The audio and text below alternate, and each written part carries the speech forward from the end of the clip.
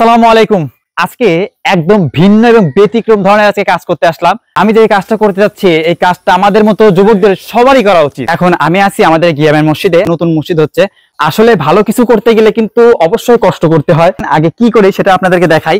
আর আমাদের মসজিদে যেহেতু কাজ চলমান আছে, যার কারণে এদিক দিয়ে উঠতে হচ্ছে, মানে এখন ছাদের কাজটা কমপ্লিট হয়নি। প্রচুর পরিমাণে বৃষ্টি হওয়ার কারণে আপনার কিন্তু এখানে প্রচুর পরিমাণে ছেদলা পড়ে গেছে। আসেন আপনাদেরকে দেখাই। এর আগে তো আপনারা দেখছিলেন আমাদের বাসার ট্যাঙ্কি পরিষ্কার করা, কিন্তু মসজিদের ট্যাঙ্কির অবস্থা কি আমরা কিন্তু খবর রাখি না। এই যে হাজার হাজার মানুষ নামাজ পড়ে মসজিদে 5 ওয়াক্ত, আসলে মসজিদের ট্যাঙ্কির অবস্থা কি আমরা কিন্তু কেউ বলতে পারি না।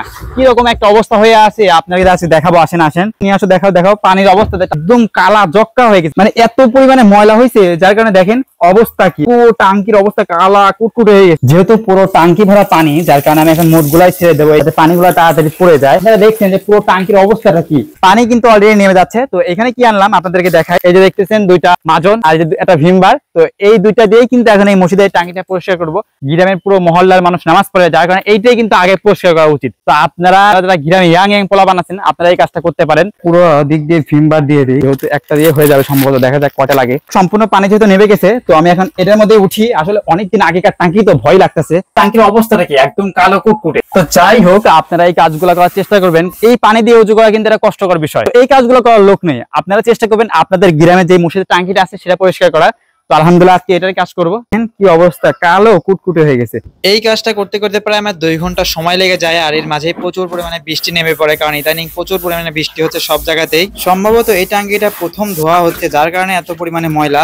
আপনারা হয়তো পানির রং দেখে বুঝতে পারছেন যে কত পরিমাণে ময়লা ছিল এই টাঙ্কির ভিতরে। আপনারা আপনাদের বাসার টাঙ্কির দিকে একটু নজর দিবেন, দেখবেন এই ময়লা পানি খাচ্ছেন নাকি আপনারা। অবশ্যই আজকে গিয়েই দেখবেন আপনার অজান্তেই পানি তো খাচ্ছেন না আপনি। একদম খারাপ, মানে এইটা কত বছর ধরে ধোয়া হয় না, একদম কালা জক্কা হয়ে গেছে।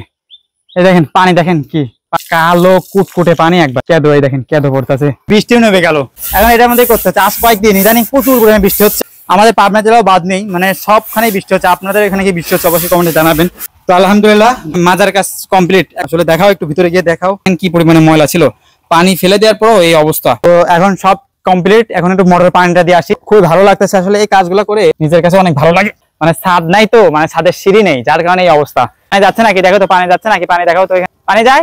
আলহামদুলিল্লাহ অনেক আগেকার তো যতটুকু পারছি চেষ্টা করছি পরিষ্কার করার। চকচকে পানি, খুবই ভালো লাগতেছে। আলহামদুলিল্লাহ যাক পরিষ্কার করলাম। এখন সবাই ভালো পানি দিয়ে নামাজ পড়তে পারবে, উজু করতে পারবে। এই কাজগুলো করতে পারে নিজের কাছে ভালো লাগতেছে। আর বিশেষ করে এই ভিডিওগুলো শেয়ার করবেন, যাদের সামনে ভিডিওটা যাবে তারাও দেখে এই কাজগুলো করবে।